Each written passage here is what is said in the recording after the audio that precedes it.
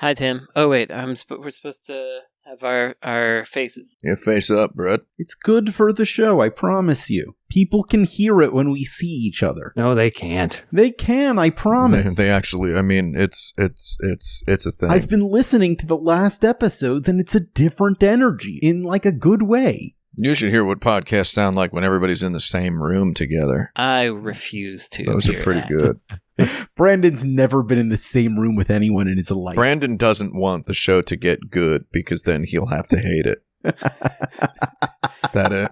Yeah. You don't want it to get too popular because then you're duty bound by your life experience to dislike it if it becomes popular. Is that it? Right. I mean, I don't have to listen to it.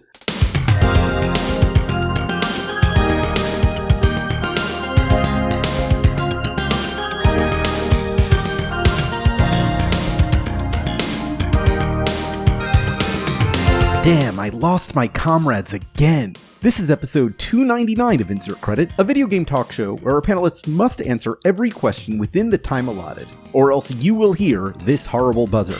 I'm Alex Jaffe, and if I had to choose a public domain song to replace the Mario Invincibility Star jingle, I'd use Stars and Stripes Forever. Okay. All right, I got one. My name is Frank Cifaldi, and if I had to choose a public domain song to replace the Mario Invincibility song, I'd go Turkey in the Straw. Ooh, that's good. Oh my God. It's a hot one. Hasn't Turkey in the Straw been canceled in recent years, though? Oh, Has yeah, it? it was. Yeah. It's for being racist. Oh, I didn't get the memo on that. Not allowed to play it. My answer stands. I mean, Mario's pretty racist, so Yeah. he gets more racist when he's empowered by the star.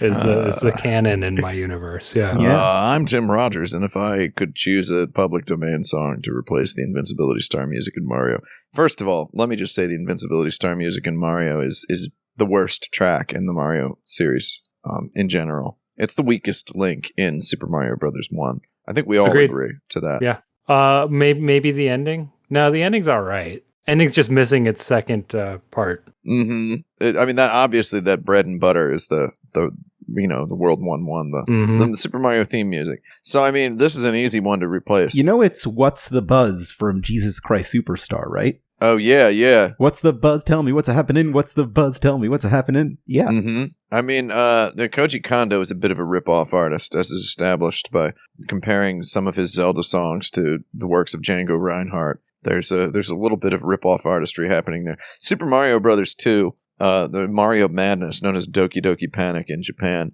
when its themes are rendered to are renditioned on a pair of classical guitars in the old French quartet, jazz swing style of the 1920s. It becomes extremely evident how much of an influence Django Reinhardt had on Koji Kondo. So I would like to pick a Django Reinhardt song verbatim to replace the Jesus Christ Superstar, What's A Happening. I'm just not really sure which one. So that was my preamble to saying I don't know which one. Limehouse Blues? Limehouse Blues is all right. I would just replace it with a really sped up version of Joplin's The Entertainer. How's that? Yeah, I can hear it. Yeah. Okay, but does this fall into the public domain? Your answer? I think so. The Entertainer? Yeah. I think so. There's a lot of public domain recordings of it. I should know because I have to use it. I know which ones to use to not get flagged. It would make sense. Or I would use the canon part from the 1812 overture by Tchaikovsky. Yeah. And And then it does a little ba-bump. Yeah, exactly. Yeah. You get a fireworks sound like right, like that. Oh, and then it'll do in modern games. It'll do the new Super Mario Brothers thing where like the enemies like turn toward the camera when it goes wah, but it's like during the booms. Maybe that's they good. trip over something. Yeah. Yeah, and then it speeds up really fast, and it just ends. It's just that chorus part real fast, and then that means more invincibility because I believe the original Invincibility song was Invincibility has a fixed duration in Super Mario Brothers. If it has a fixed duration, it would have behooved them to have a composition of finite length, right? Yeah. And they didn't do that. There was no room. Oh, was there no room? Like, that's actually true. There's no room left in that ROM for more music, which is why the second part of the ending theme does not play in the original Super Mario Brothers, but it does play in the Disk System Mario 2. Famicom Disk System version. That's interesting. But I mean, like, they were down to like bytes left at the end. There's just not room for more music. So for all we know, Tim, there might be more to that theme. Well, I mean, yeah, there better be. Well, I think we all need to check out the works of... we hear the rest of that theme as the flight theme in Super Mario 64. Ah, yeah, just the doon. Yeah, I know that part. You know, there's another person on this show I'd like to hear from. Yeah, let's hear it. Oh, it's me. Hello, I'm Brandon Sheffield. Pretty much for the duration of this, I've been trying to figure out for no particular reason if the French national anthem is public domain. I think national anthems are good. But I couldn't figure it out for sure, and so then I was thinking happy birthday.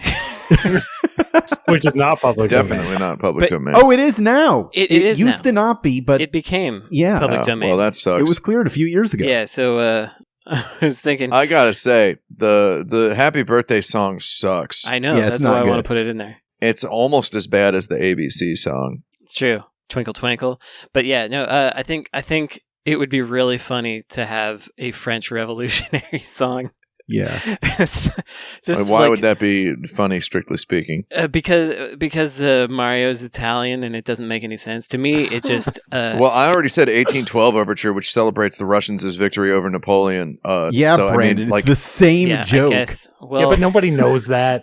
You're kind of just letting your lack of classical music knowledge all hang out here. But it is the month of August, the most summery of months. So it is. Let's let it all hang out. So in summary, we're recording 2 episodes back to back this week. So for $2.99, I felt like doing a little bit of dirtbag cleaning. Dirtbag! I was curious to see how many of video game submissions we've amassed on patreon.com/insert credit since the last time we did a sweep. And boys, I have exactly 50 of these questions. Oh, dirtbag shootout. So here's what we're going to do. We are going to spend exactly 1 minute and no more on each of them. Speed is the key.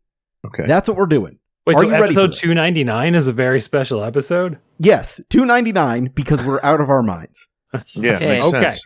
Yeah, Understood. very good. Understood. Very good.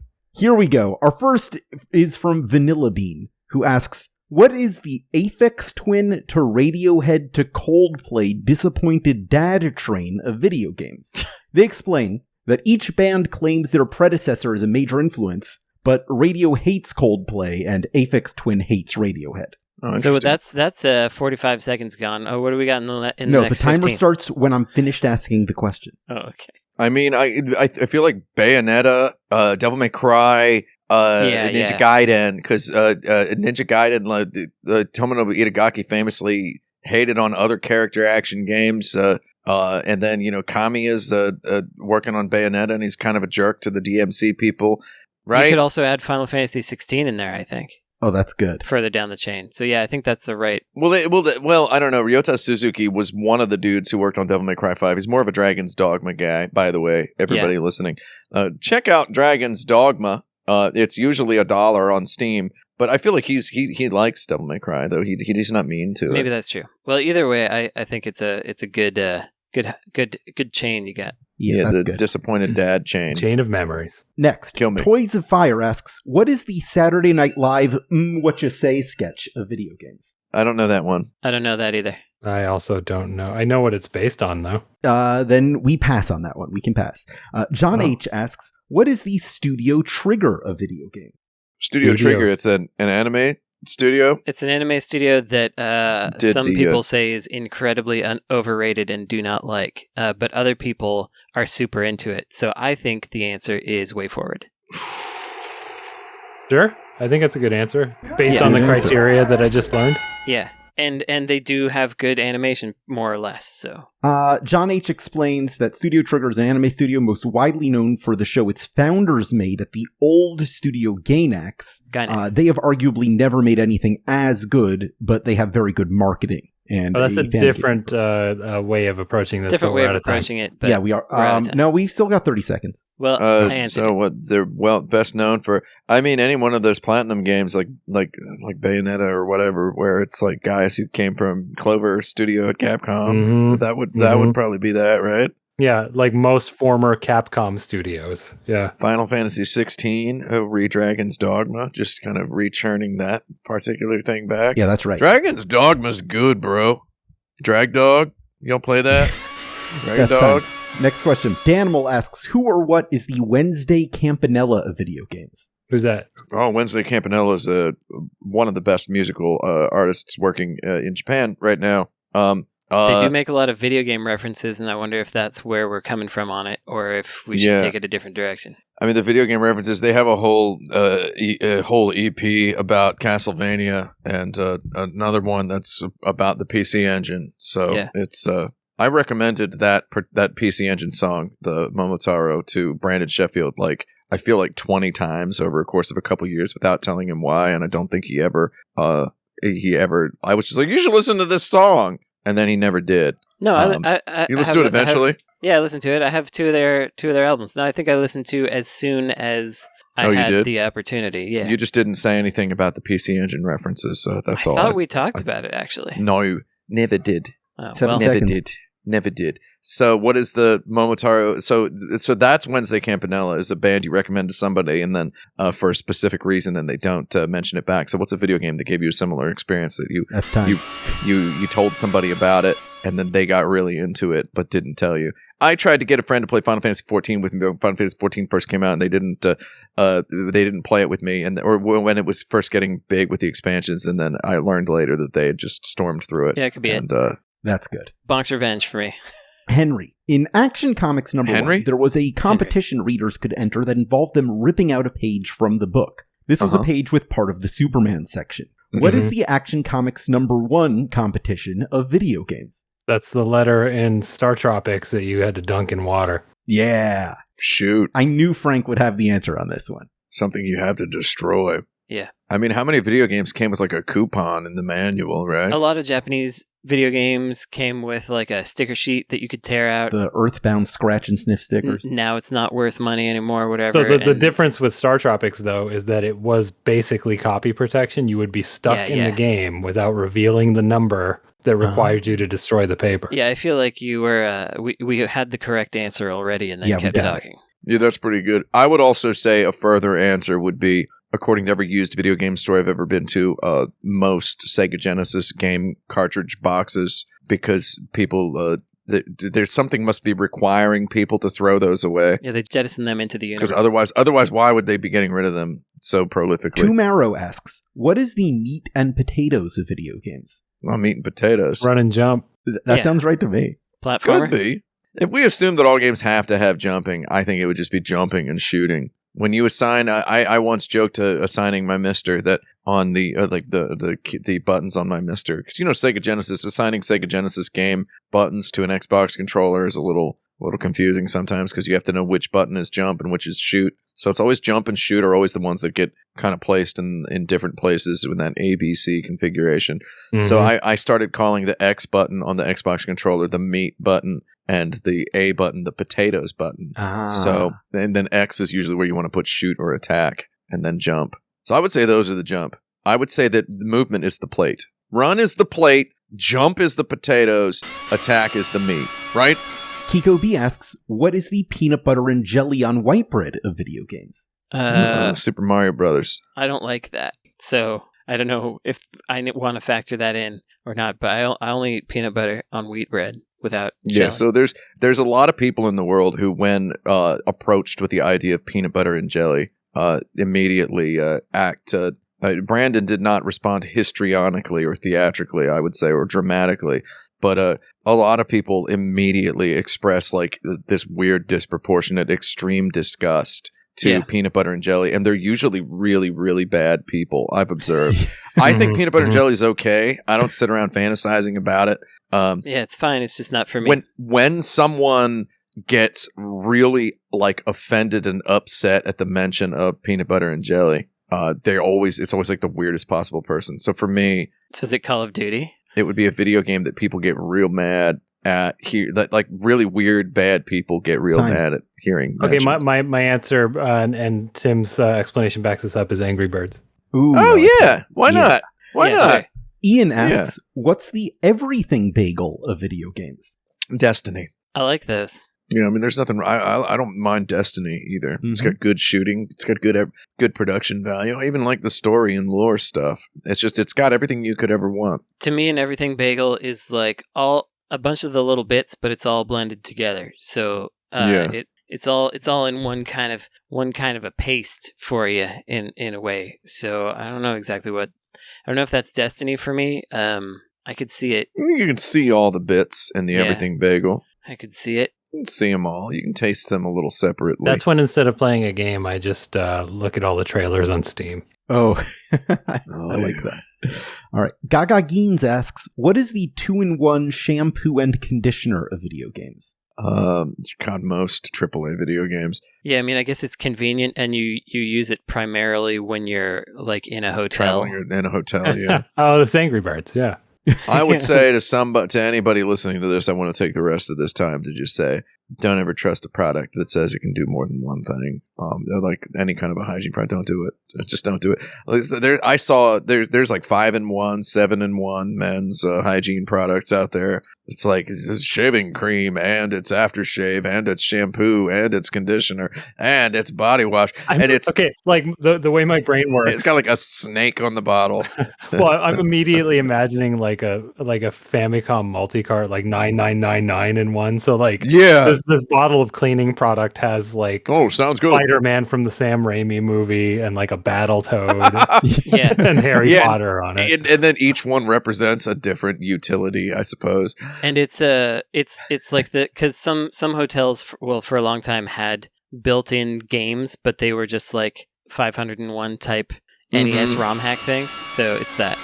Yeah. Mm-hmm. Crispy asks, what is the walking by a store on a hot day that has the front doors wide open with the AC blasting and you catch a sudden blast of freezing air of video games?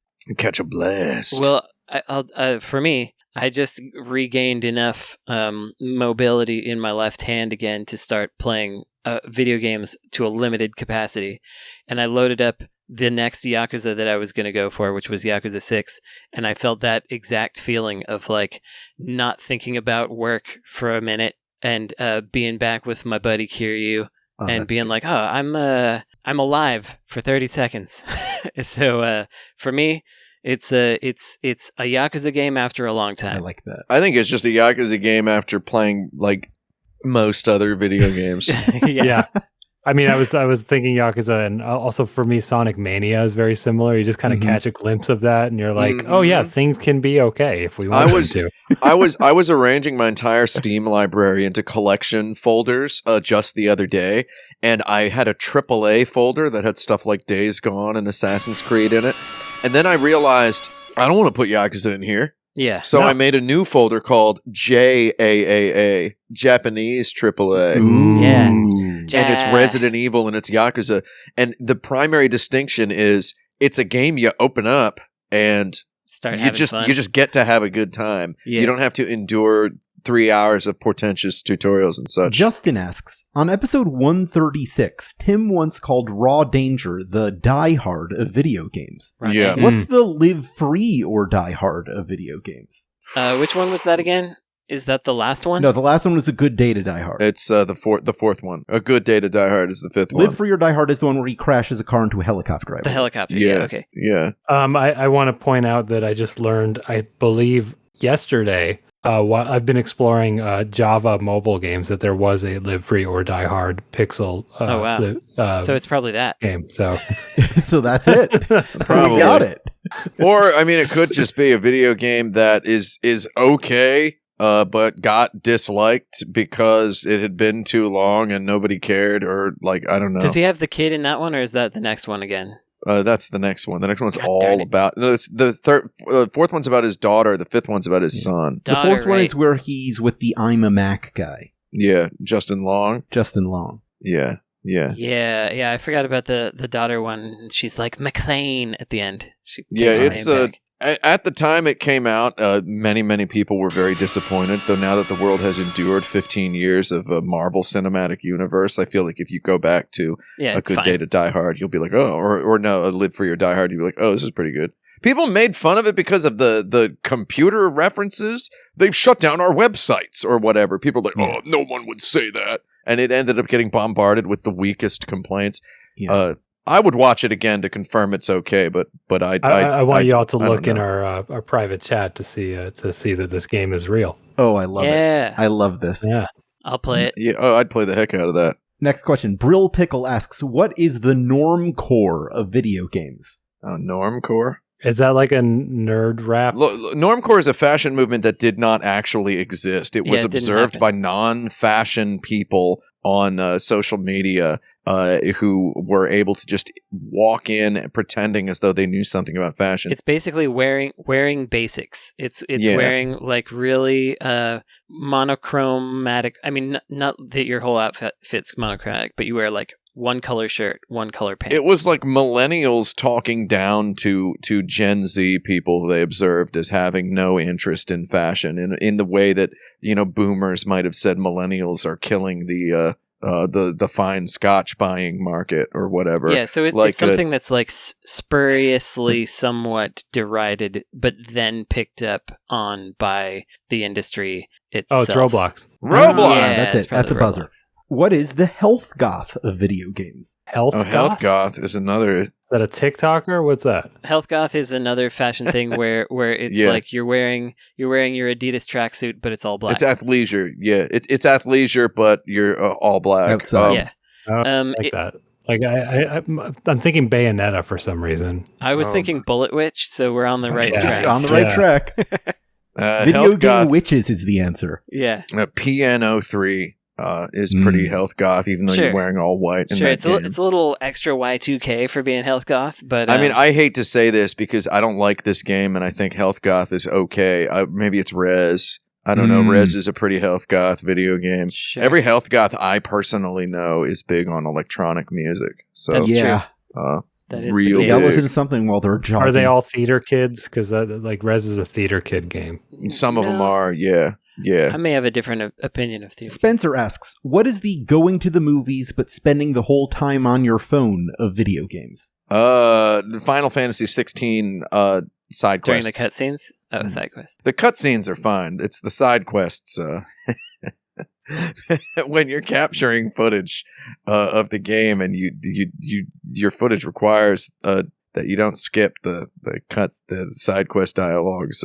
That's definitely. I went to a movie just the other day and a kid was on his phone through the whole movie. Oh, God.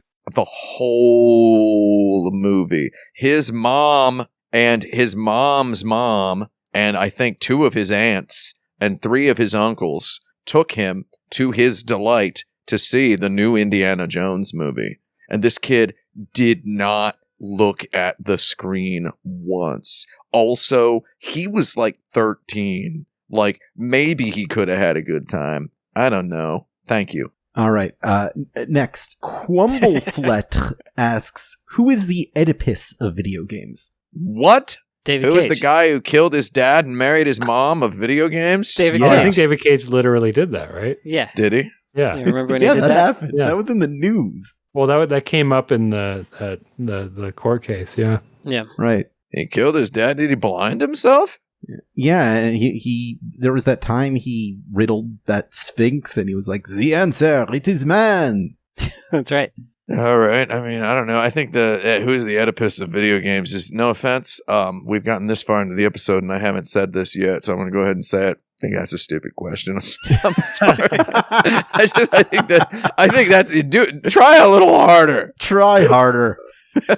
Fighting Fudon asks, what is the I've had too much coffee and now I feel like death of video games? Oh shoot. I was just playing something that was flashing way, way, way too much. I can't remember what it was, though. Or I was watching a video of something. Probably because it erased your memory, like in Men in Black. Right. So I had an immediate association, so I just got to go with it. I haven't thought about this game in years. Mad World. Oh, Mad World. Too much of a good thing. Sure. Mm-hmm. Yeah, that's fine. It was those worn out faces and worn out places that got I think the piggybacking off of Mad World, I'd say Jet Set Radio Future is a game that just kind of feels like they just kind of stretched the sensation of Sonic trying to walk up an incline from like a standstill. They just kind of stretched that into a full open world platform video game, and it just feels like a slow motion. Cool game. Shame about trying to play it though. Yeah, it has a slow motion. It's like a slow motion anxiety attack. It has no chill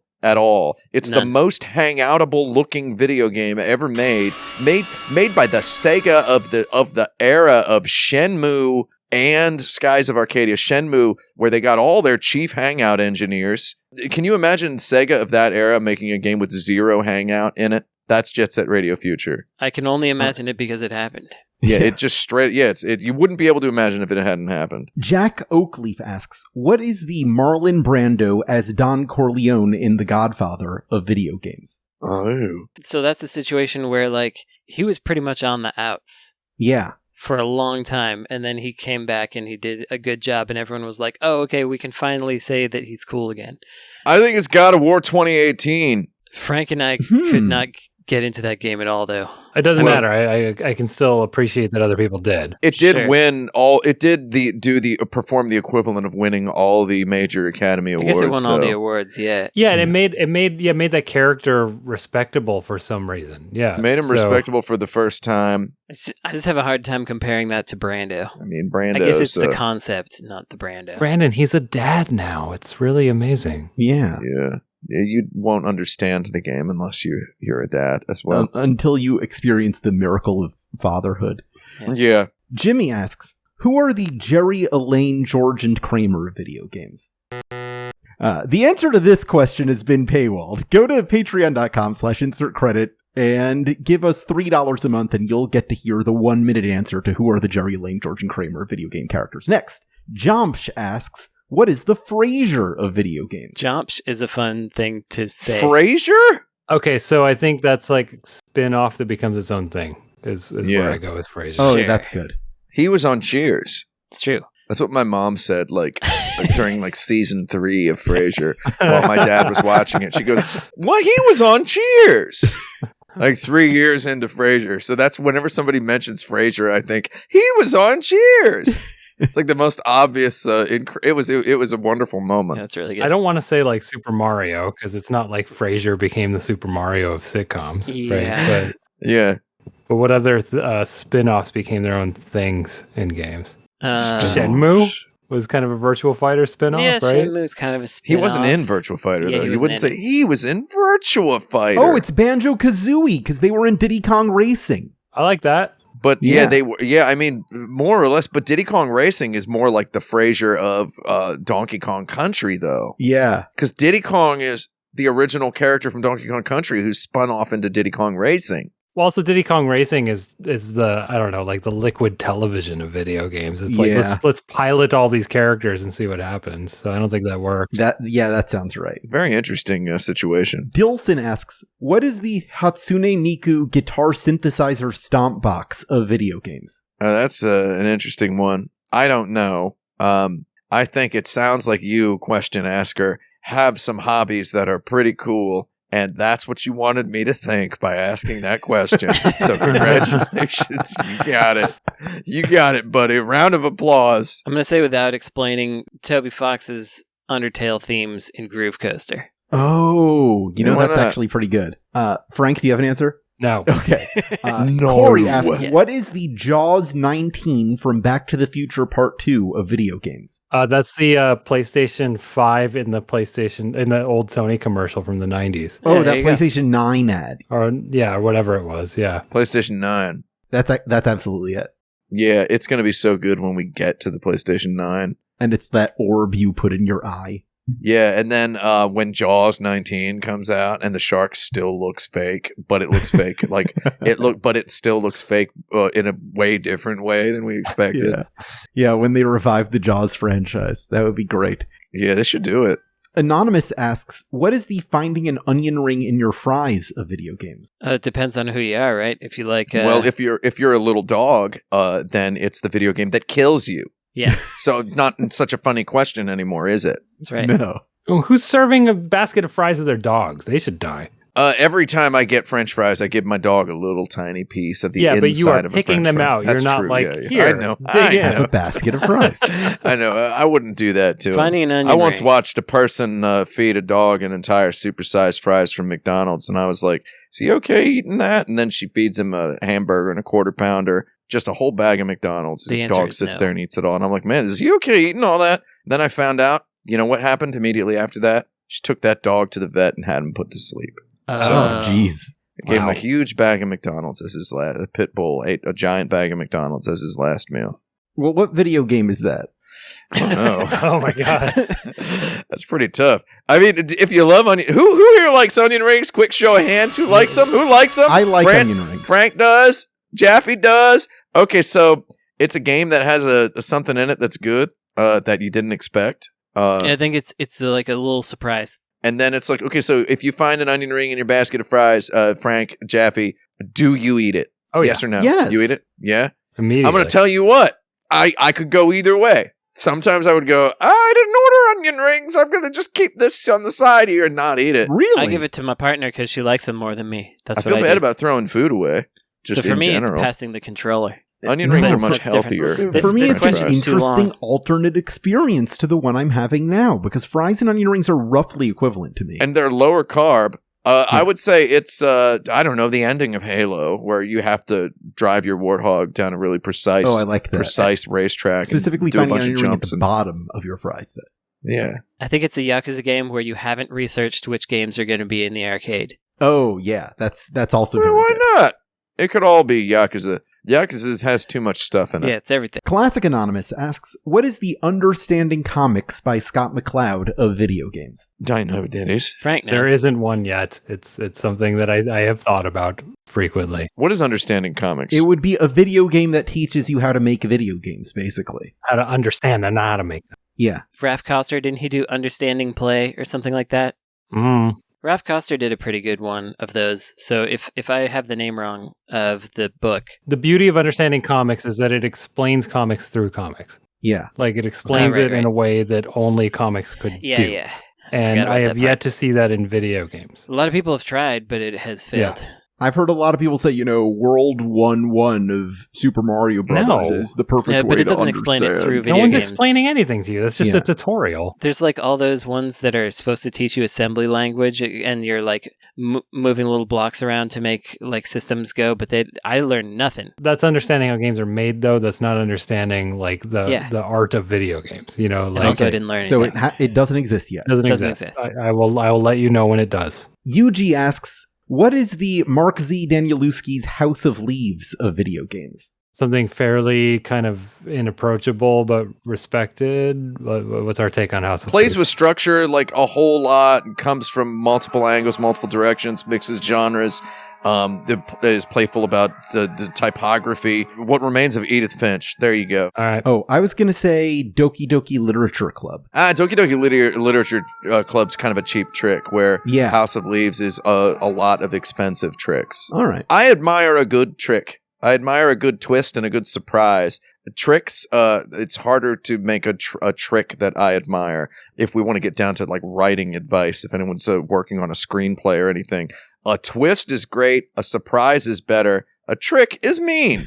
Yeah. It's hard to make a trick a treat. Yeah, it's hard to make tricks that feel treatful. And that's time. And a good answer. Shlooter McGavin asks, what is the reading a magazine back to front of video games? I just saw the Star Trek The Next Generation episode that has the actor who played Shooter McGavin from the Happy Gilmore in Right. it, which is Yesterday's Enterprise. Brandon, you like that episode? That was a good episode. I can't remember which one It's is. the but- one where the Enterprise gets time warped into a different Enterprise. Oh, yeah. Yeah, that's a good one. Yeah. Tasha Yar.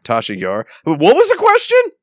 What's the reading a magazine back to front of video games? So what's the Ooh. Tasha Yar of video games? Oh, What's the Tasha Yar. Tasha Yar of video games?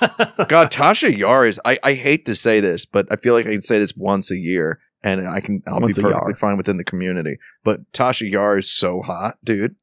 I just have to say that. All right. Right?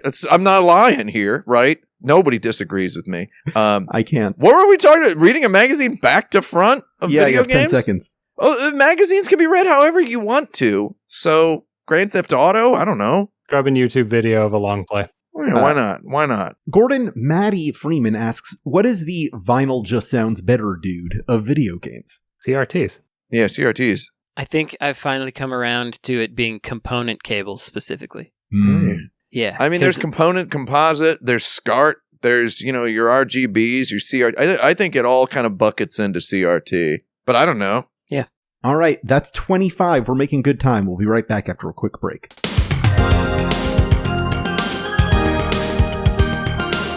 Hey, this is Alex Jaffe breaking in with a message for Patreon subscribers in the main feed for reasons which will quickly become apparent. As you may have heard if you back other projects, Patreon recently changed some things about the way they process payments, which inadvertently flagged thousands of payment sources as fraudulent. So I'd just like to humbly ask you to log into your Patreon and just make sure all your payment information is healthy and up to date. Thank you for your continued support. And now, back to the show.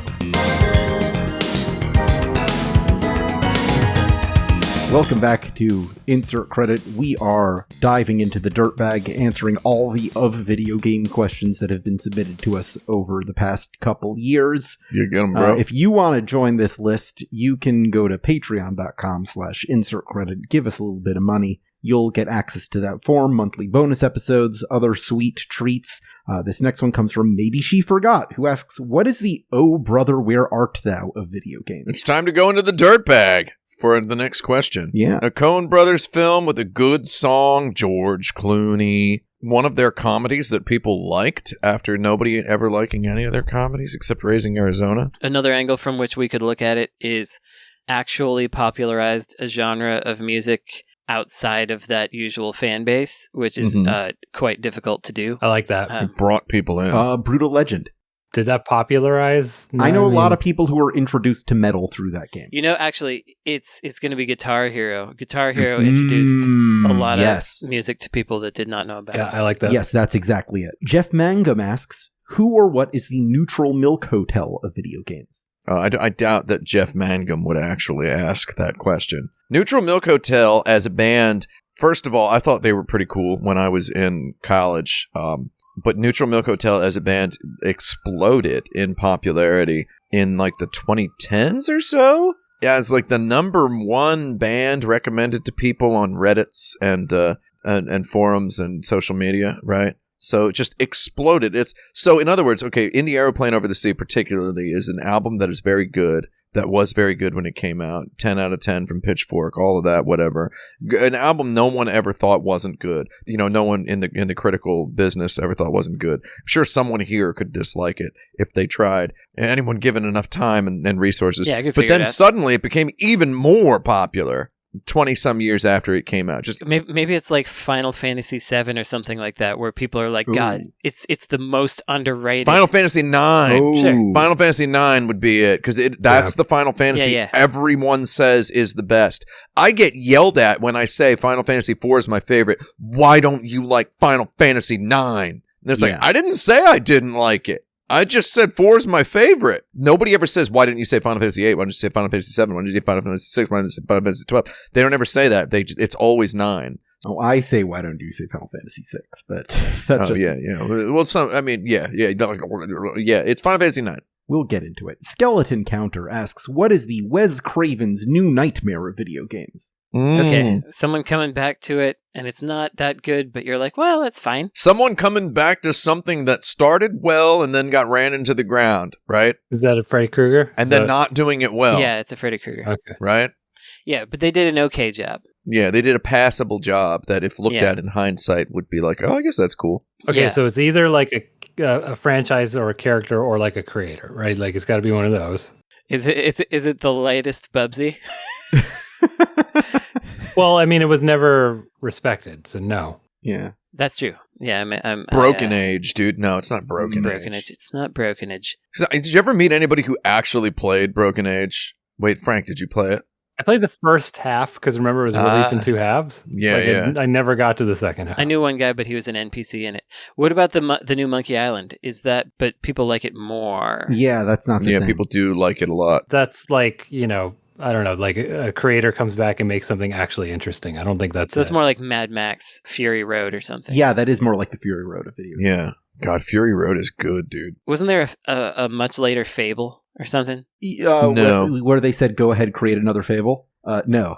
One that I remember coming back, and I mean, I guess a lot of people probably play those. Blaster Master. Blaster Master, yeah. But that doesn't sound like it involves the creators, though. No, does it have to? Okay. Because it's Wes Craven's New Nightmare is literally the title. Oh, okay, that's really important. Yeah. Then. Yeah.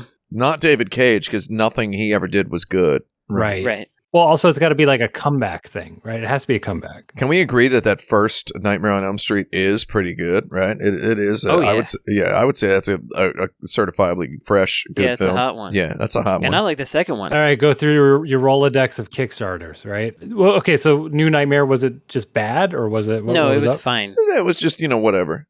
It was like supposed to be a triumphant return to form, and instead it was fine. You know what it was like? It was like Indiana Jones and the Kingdom of the Crystal Skull, and Indiana Jones and the Dial of Destiny. Got it. In that it was just fine, except unlike those films, it didn't get screamed at on social media because social media didn't exist yet. Was the Castlevania game, was that really good or not? The one that got kickstarted. Yeah, that's the one I was thinking. Yeah, it was just fine. Bloodstained is a good one.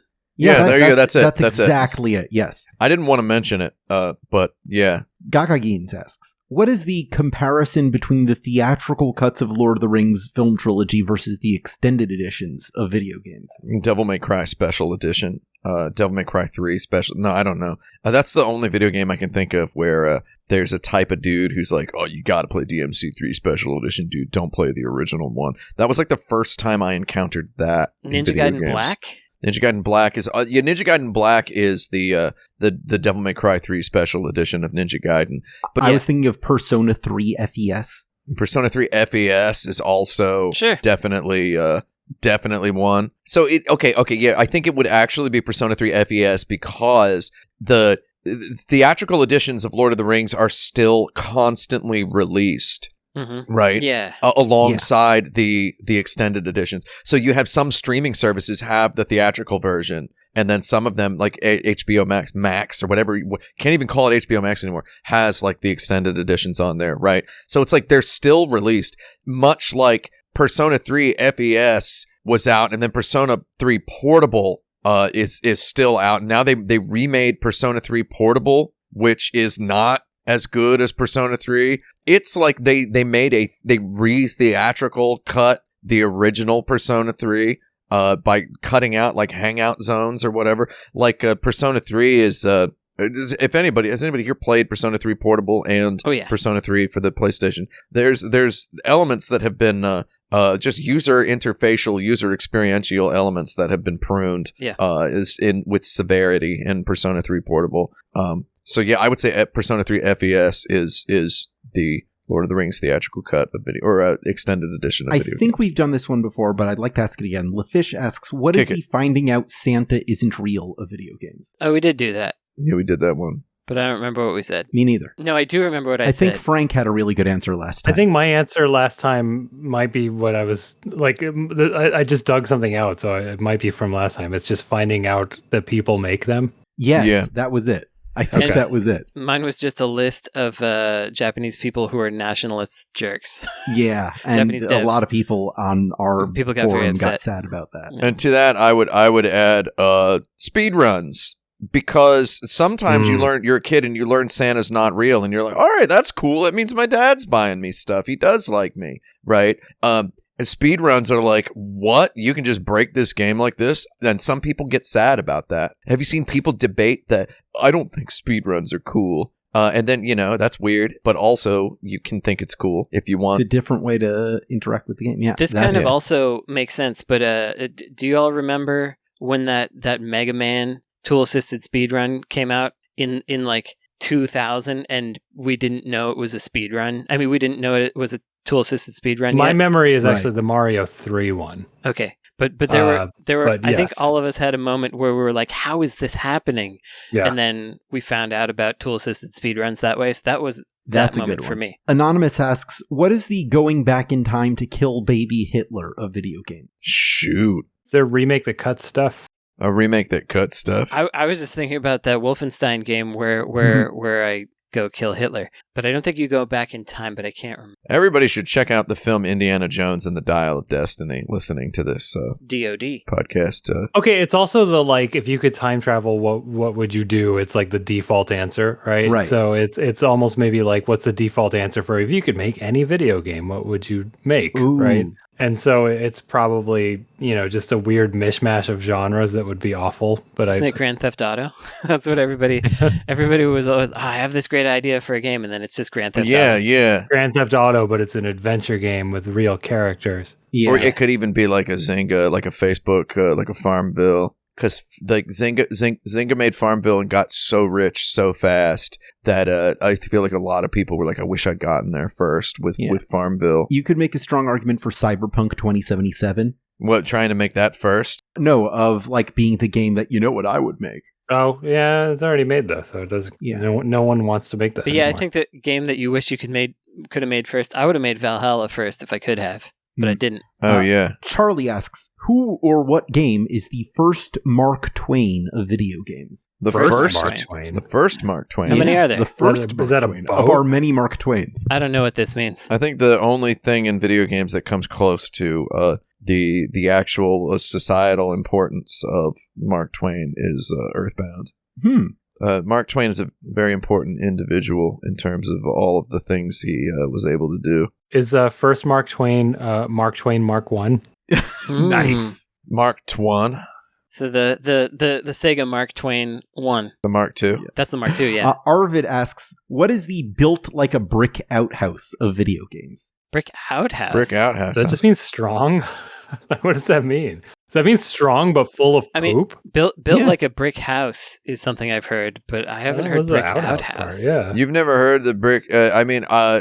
Just to make sure we understand this, the brick outhouse is built like a brick outhouse is actually the originator of that particular phrase. Is it? It is. Okay. Yeah, it is. I mean, it's one of those things where it is the originator. The idea that you would have the room where you take a dump, Be very which strong. usually you'd make out of shanty wood, right? Because who cares? It's just the turd room. It means you have your final luxury. You're like, my house is so nice, I'm going to redo my outhouse walls in brick, right? Yeah. And then for some reason that, it's kind of came to be a sort of an expression from there. 7 seconds. So something that doesn't have to be, something that has no right to be this good.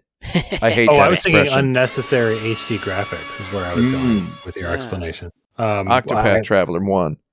Sure. Yeah. I like that.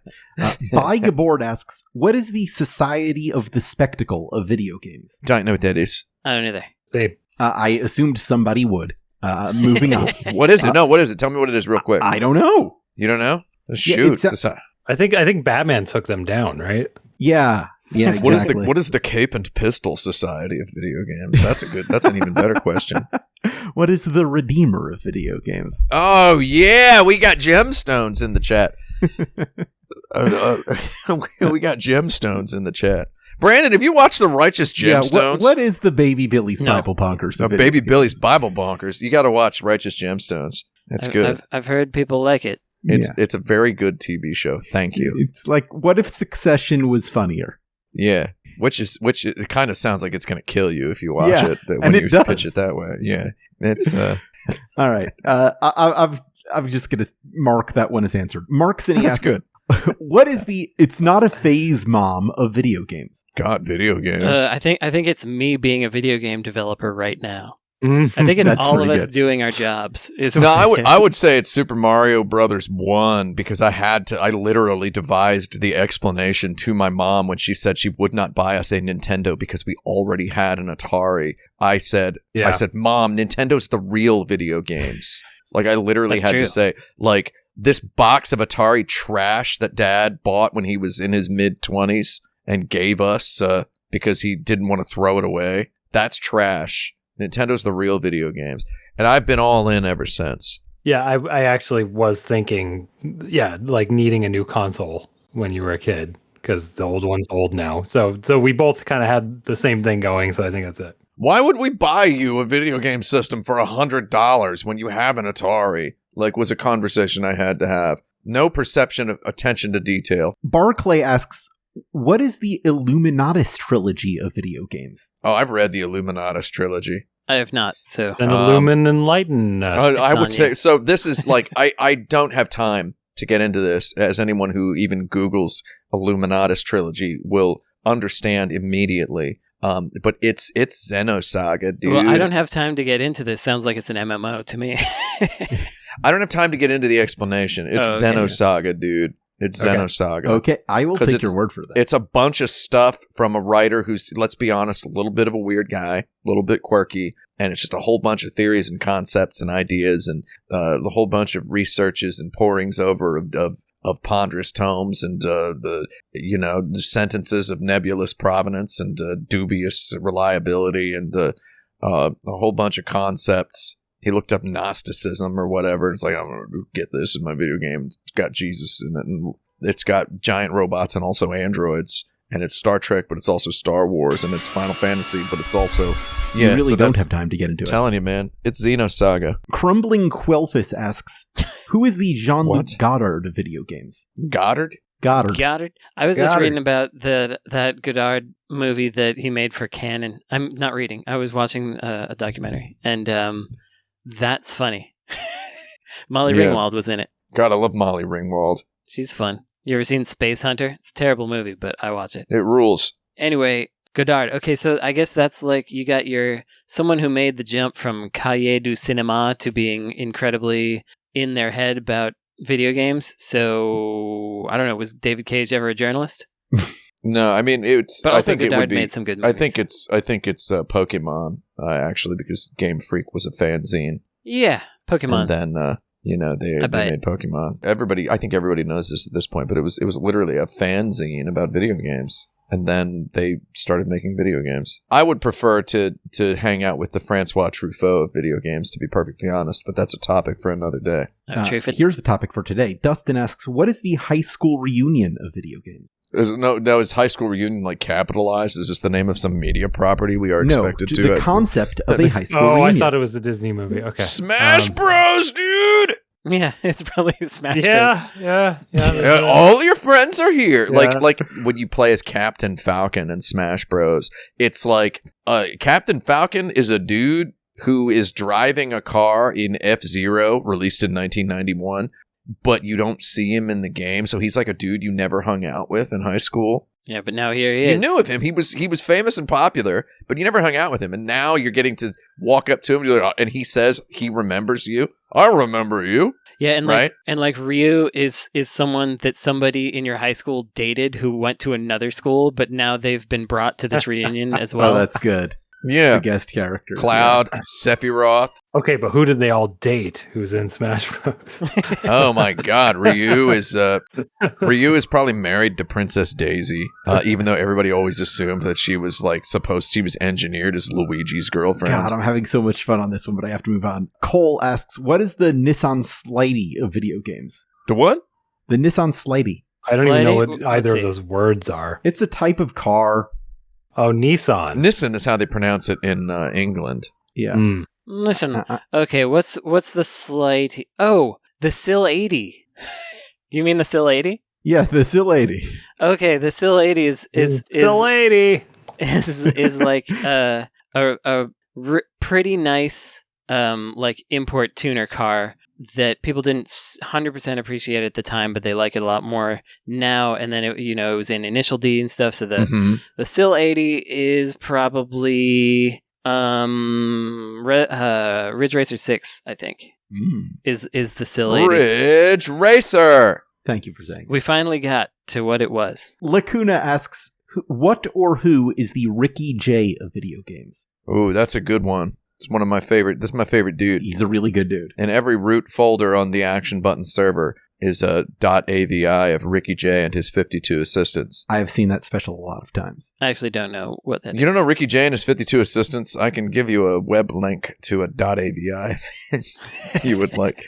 Ricky J and his 52 assistants is one of the best things. This is spoilers for my entire YouTube channel. Is my whole thing on YouTube is to just try to talk like Ricky J. So I have to recuse myself from answering this But question. you seem to be the most. But you're the only one. You're the with only one who knowledge. knows what it is. So No, you see, Tim's aspiration is to be the Ricky Jay of video Yeah, games. yeah. So I that's Okay, what so I'm maybe saying. that's the answer. I'm trying Okay. real hard to be the Ricky Jay of video games. Great, done.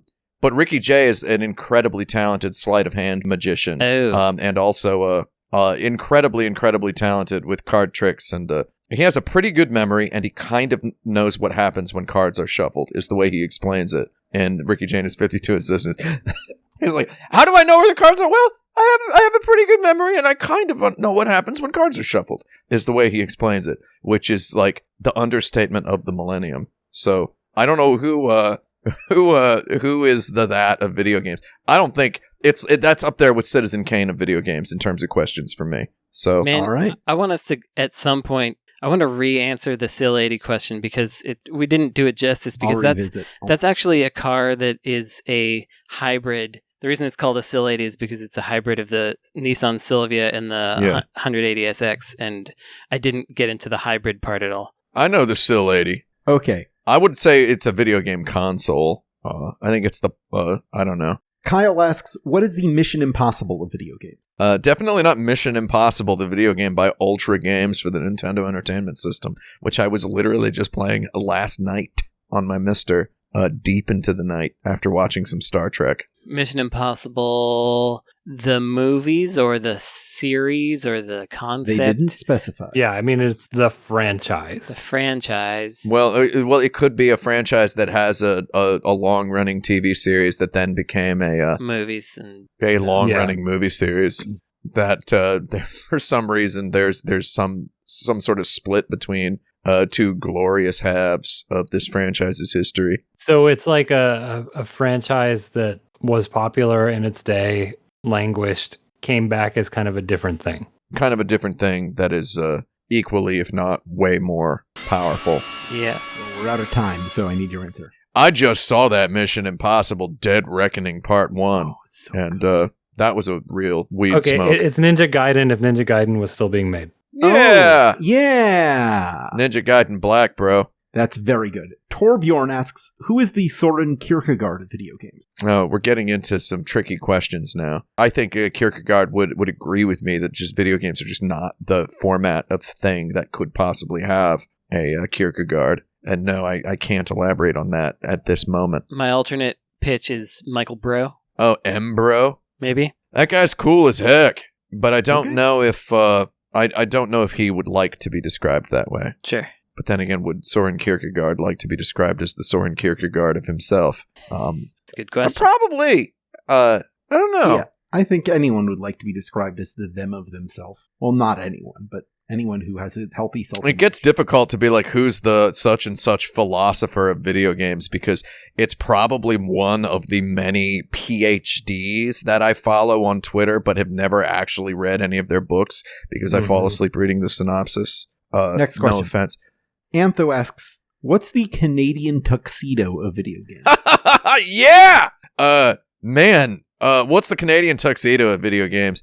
So if you're unfamiliar, Canadian tuxedo is when someone wears denim pants, Yeah. particularly jeans, and then they wear a jean jacket, a denim jacket that has to be the same wash, right? Yeah. So it's the same shade of denim, top and bottom. And generally blue. I would feel Yeah, yeah, weird well, saying a Canadian tuxedo was black, for example. yeah. Or, I mean, it can be any indigo. Sure. You can have a really dark Canadian tuxedo, and it's just fine. Yeah. As long as it's, I mean, black denim, I don't even Just recognize. couldn't be black or gray. Maybe I could go for gray. Anyway. I'm wearing black denim pants right now, as you can see those. I'm going to throw my answer out before we're out of time, which is Let's that hear it. it's the Sega CD Genesis 32X tower. Sure. Why not? Sega on top, Sega on bottom, I guess. Yeah. Right? So it's just all Sega. The Canadian tuxedo, if you're unfamiliar, is basically, it's the mullet of outfits, which is business out front, party out back, except it's you get to choose whether the jeans or the jacket or the business or the party, right? And it's the party. They can be both at the same time. You can just kind of choose depending on your attitude. So I don't know.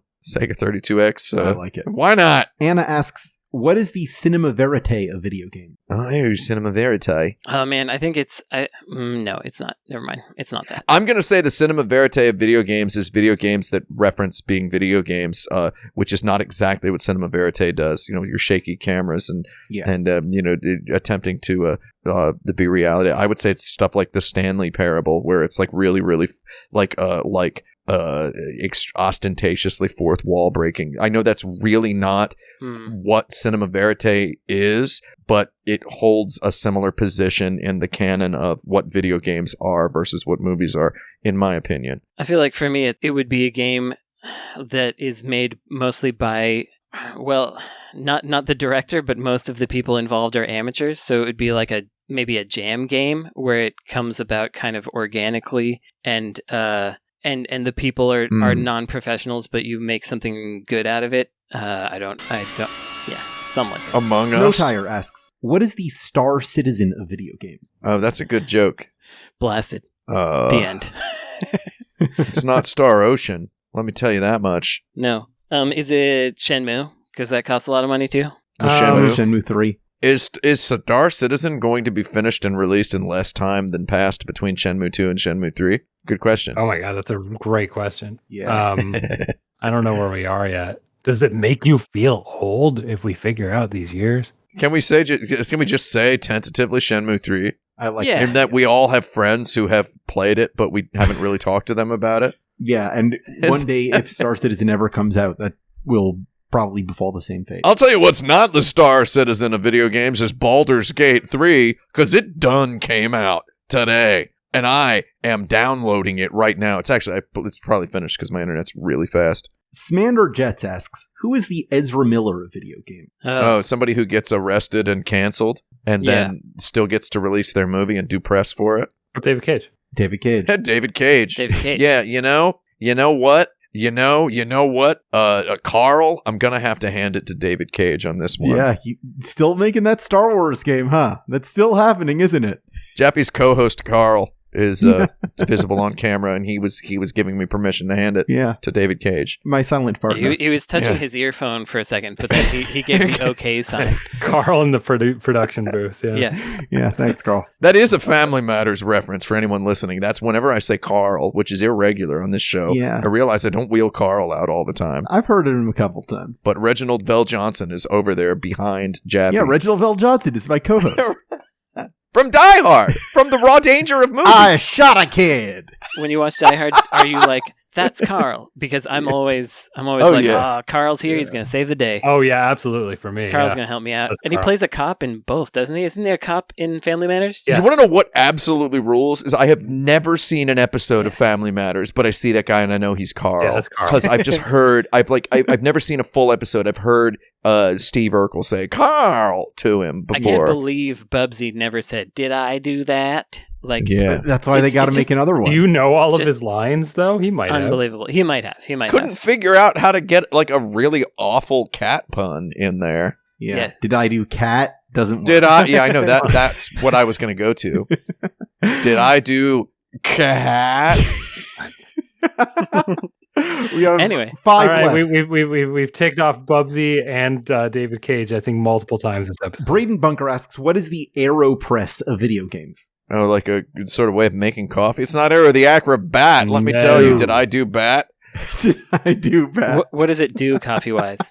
So AeroPress is a device for brewing coffee kind of in a different way using air pressure. And it's kind of like you can hand crank something that's like maybe 75% of an espresso shot. Okay, it's a voxel game then. It is also something that some coffee purists are super into, although scientifically I would say that it does not make a superior cup at all, but people think that Lots it does. of coffee purists are into different ways of making coffee that don't agree with each other, which is a fun thing. Okay, I do think it's a game with voxels then, personally. So for me, coffee is an espresso. It's just a shot of espresso in a little cup. So AeroPress to you is just like not as good coffee because it's it's just not as you good. cannot human create the air pressure needed for a real espresso. If we can take a moment here to talk about coffee, Frank, you and I drank a lot of coffee in the past together.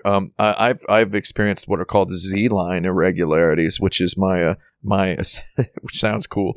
The place where my esophagus joins my stomach has been burnt brutally by too much coffee that I can now only drink so much coffee as to not fill my stomach that much. Wow. So empty stomach and an espresso. Yeah, basically I have to have like a little bit of food, like a 3-egg omelet and no potatoes, and then an espresso kind of basting the top of it. That's all I can take now. But have you tried cold brew? Yeah, cold brew is great. Okay. But I have to always get the small size, and then I get looked at like a loser by the person at Blue Bottle. But I've learned to love espresso. I mean, I've always liked espresso, but it's now like my favorite treat. Yes, I do remember that scene from Mulholland Drive every time I have an espresso. So what are we talking about? The AeroPress of video games. Not the Mulholland Drive of video games. Not this time. Well, so it's some people like it, and it's like, I don't know. Is that it? Is there a controller that's like, that's fine, I guess, but why are you so into this? Yeah. Was it a fight stick? I was thinking not fight for a sticks. fighting game. It's insisting on using the DualShock 4 with your Mister. There you go, something like that. I can't get what's a good Bluetooth dongle for getting my DualShock 4 to work with my Mister? Good. Wait. Use I an know what it Xbox is. controller, idiot. It's me wanting to have a good controller for the Switch, and everybody suggesting that I get a dongle to use my PlayStation 5 controller on my Switch. Yeah, that's probably about it. Yeah, when really the answer is just the obvious one, but then you get befuddled by, well, why is it so obvious if it's the right answer, right? Yeah. Samf Sankey asks, who is the Jim Varney of video games? Is that Ernest? Vern? Yeah, that's Ernest. The guy who wonders who Vern is? That's the Stanley Parable. That's your fourth wall breaking. Nonsense. That's a straight answer. I think my answer that for the cinéma-vérité was more like what it means and how it meant it at the time it meant it. But yeah, guy talking to Vern. I could also bring this back to Shenmue because Ryo is always talking to us or himself or somebody to explain what he's doing and how and question what he's doing. It's kind of a similar vibe to it. Is this also maybe an artist who is only known for one thing? Oh yeah. Yeah. That's good. Could be that. Because it's not the Ernest of video games. It's the Jim Varney of video games. Who's the Paul Rubens Pee Wee Herman of video games? I think it's a similar question. Same question, yeah. Yeah. It's somebody who's famous for one thing, and then their other stuff is not as well known. Is it Miyamoto's wife? Oh, yeah. Sharon Miyamoto? Yeah. For approving of Nintendogs? Yeah. I like that answer. I'm saying I like that answer because we're out of time on it. Swift Justice asks, what is the baby metal of video games? Baby metal is a Japanese idol group that has a vaguely metalish, vaguely metallic trappings that got extremely in my purview. I've listened to their music; it's fine. They got very, very like histrionically yelled at by metal fans of a particularly militant variety, which resulted in famous metal musicians standing up for them publicly on social media. It was a really weird situation. Weird situation. Because not only were metal fans upset about that they would claim to be metal, there were also a lot of people who were like, this is the best metal music ever, and finally I like metal music because of this band. They were all wrong in nuanced ways. Yeah. Something that everyone was wrong about. But in nuanced ways. Sure. Sometimes in nuanced ways as well as bad ways. We've made it this far without wheeling out BioShock, and we're going to continue to do so. That's the hat trick. There it is. Yeah. No, we can't do it. It's something that's that plays with people's conceptions of a formalized genre. Yeah. Right. Like people have really, really solid conceptions. Could it not be Final Fantasy 16? I mean, is it an RPG? Could it be Final Fantasy 15? Final Fantasy 16 didn't have any RPG diehards standing up for its RPG elements, That's though. true. It's true. Like, nobody was like, it's RPG enough. Nobody did that. The closest it got was a God of War designer saying that God of War has all its narrative stuff because of Final Fantasy 16, when IGN had an editorial that was like, the new God of War is more RPG than Final Fantasy. So maybe that is kind of close. close enough for the time. I would say it's close enough. Like, that was literal, like the viral tweet. All right. Our last question is from Nate, who asks, what is the John Cage's 4 minutes and 33 seconds of video games? What's in the box? We did this before. We got What's in the Molyneux. Cube. We got the Mario without Mario. There's just the Clouds one. Oh, that one I like, yes. And then I forget, there was another one that Clouds we had. is the answer, I think. That's the one. Yeah. Congratulations, we did it. We did 50 of these questions. We dirtbagged That's it for episode 299. Does anyone want to give a recommendation? I recommend listening to episode 300. Yeah, it's coming out next week. It's going to be hot. Check that one out. I would recommend, as always, Ricky Jay and his 52 assistants. I'm going to make sure that everybody here see. Frank, have you not seen it? No, I have not. Oh man, you've all got to see Ricky Jay and his 52 assistants. I will drop the video into the Discord because I have Discord Nitro. So you've got to see it. Yeah, it's a video I'll just put on when I need to have something It is on. It is like one of my like top 10 favorite things in like the history of the world. So it's about an hour long, and it's Ricky Jay performing a stage show in front of a live audience, and he does a bunch of card tricks, but it's pitched as he's teaching you the history of card tricks while also showing you some incredibly historically significant card tricks of his own. Oh, this sounds like the Understanding Comics of card tricks. Yeah. But it's also kind of a one-man show. Yeah, it's very good. Understanding Comics, yeah. Right. Yes. Yeah, I think you'll enjoy it if you want to hear a guy who is incredibly good at talk continuously for 1 hour, keeping up his performance and his character and his vocabulary, like just keeping it 100% rock solid. I would say that I'm very specifically into that. Yes, actually. Yeah. You are in the hands of, I believe, in recorded, televised, filmed history, you are in the hands of the master of talking if you watch Ricky Jay and his 52 assistants. I don't think there's ever been a tighter hour filmed. Yeah, it's very, very good. That's a big claim. It includes phrases such as, that would be too much fun for the melon. And just phrases such as that. Man, it's just so full of phrases. I'm gonna watch it again tonight. He's like, I'm about to engage in another exercise, which, while not specifically theatrical in tone, may entertain some of you in the audience. It's like, it's very good. So I'm not like necessarily a Penn and Teller fan, but like I appreciate Penn Jillette's ability to speak. Yeah, he is, and has said in so many words, he's just doing a Ricky Jay impression. Wow, that's awesome. Okay, yeah, I'm gonna watch this.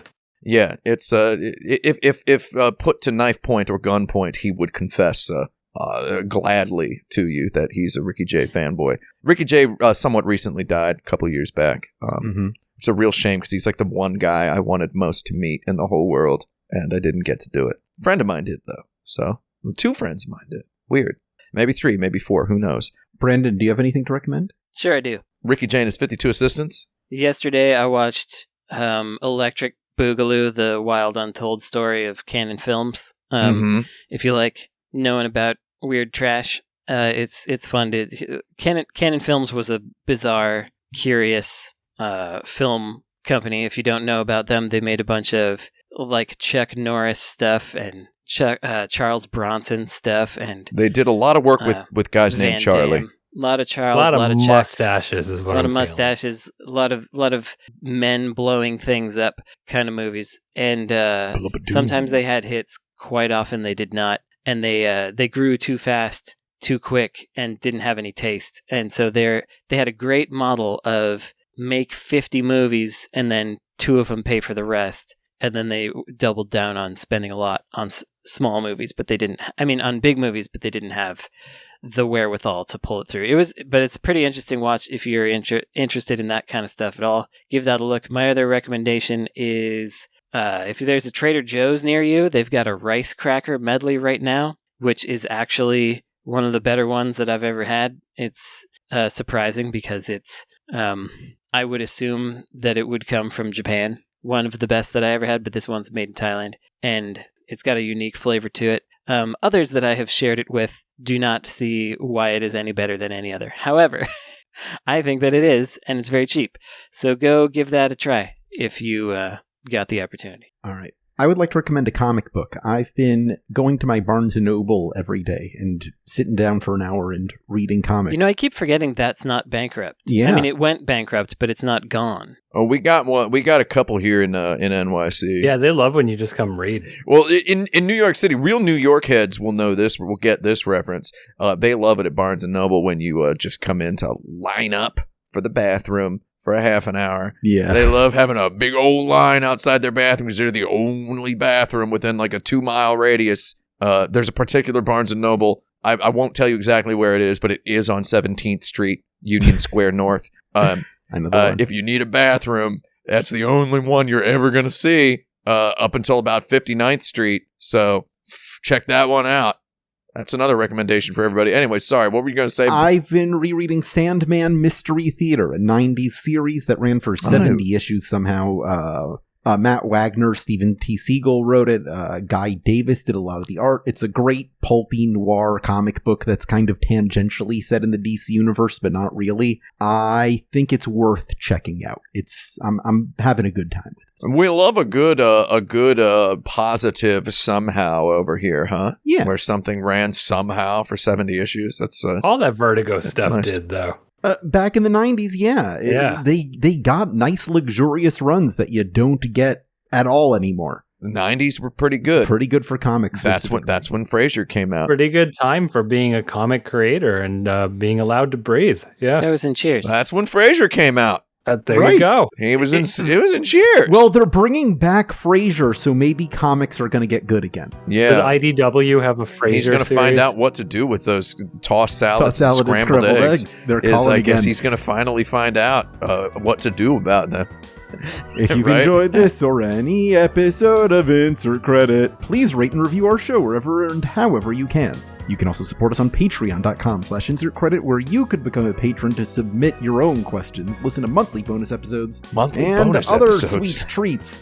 If you'd like to sponsor our show with an advertisement or personal message, it's easy and affordable to do so. Just contact us at show@insertcredit.com. You could also join our community at forums.insertcredit.com or find videos of these episodes on youtube.com/insertcreditshow.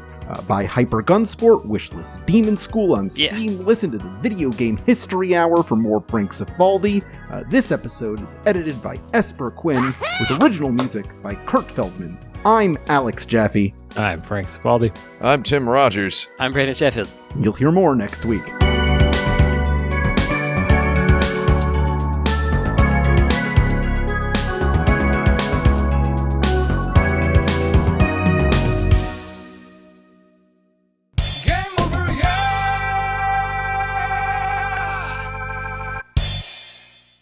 That's it for $2.99. That's in the can. I'm going to go pop a toilet.